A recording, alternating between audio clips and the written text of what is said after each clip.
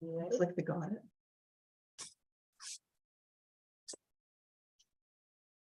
Thank you. Thanks. All right, good morning, ladies and gentlemen. I will call this audit committee meeting to order Wednesday, April 26th at 10:34. May I have a motion, please, to approve the agenda? So moved. Thank you, Laura. Second. Thank you, Geraldine. All in favor? All unanimous. There are no minutes for reading. Let's move on to new business, which Lawrence, I will turn. Oops, where did you go? Oh, very well. You shrunk. Is this 4.1 Lawrence's turn to explain to us the village audit process? Can't hear you. Okay. Yeah, so essentially, I'll be there to start my audit on Friday. I received the SAGE the other day. I'll do my audit planning before I come, determine materiality, and then I'll do the on-site testing on Friday, review the controls, and do my audit testing. And then over the next few weeks after that, I'll prepare the drafts. So. Okay, thank you. The responsibilities for the audit committee policy, item 6, financial reporting. Do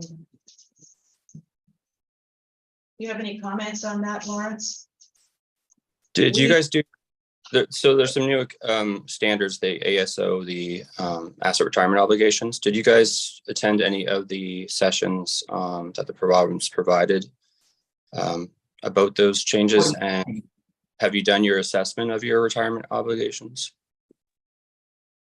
I do not. I cannot answer that. Yes. Hi, Lawrence. I did. Oh, okay. Never mind. Sorry, it's going to echo a little bit just because of technology at the moment. I did receive some information about that, but have not yet reviewed it. Okay, yeah, because that needs to be done as part of the audit process. But essentially, if you have an asset retirement obligation, you have to set up a liability and amortize that liability over the length of the asset before the useful life of the asset over the remaining period. And then it's just so that if you do have an asset retirement obligation, like say you have asbestos in the building, for example, it smooths the cost over the remaining life of the building rather than it being all at the end when you dispose of it. So. Yeah, unfortunately, I hadn't yet started here when the information sessions took place, so I'm playing a little catch up on that. Okay, you can get copies of the videos from the municipal affairs. They have a link and you can download them and watch them and stuff. So, and they also have a lot of useful worksheets and information. So, and I have copies too. If you need anything, I can send you stuff. So.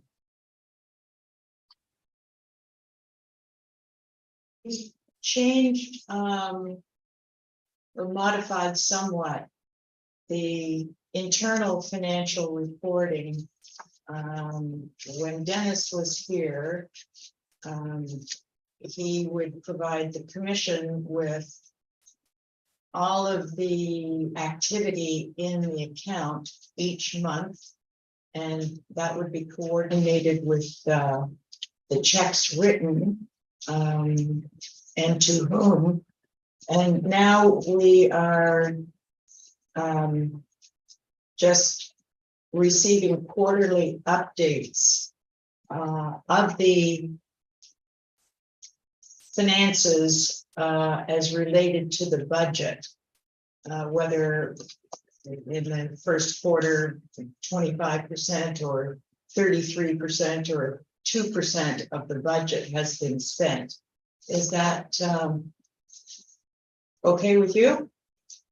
For the audit committee, yeah, because the audit committee is only supposed to meet 4 times a year. But for the commission itself, that you should be receiving something probably monthly. So But for the audit committee, yeah, quarterly is fine.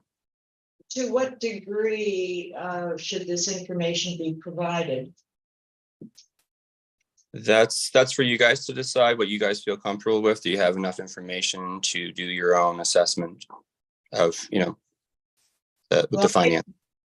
Basically, this past year, we, on a monthly basis, have been told that we have $20 in the bank account and we received $10 from the municipality and our closing balance is $30. But there is no documentation to support that. Is that satisfactory or not? You should probably have like some sort of income statement and balance sheet with your budget comparison. Okay. Thanks. Okay, how about, are you in a position to talk about any risk or uncertainty that we have in the village at this point? Or is that later when you've reviewed? That would be later when I review your changes in controls to see if there's any new uncertainties. Okay. Control So the there are perhaps a couple of areas where risk might be increased, and that would be, I don't know, the application for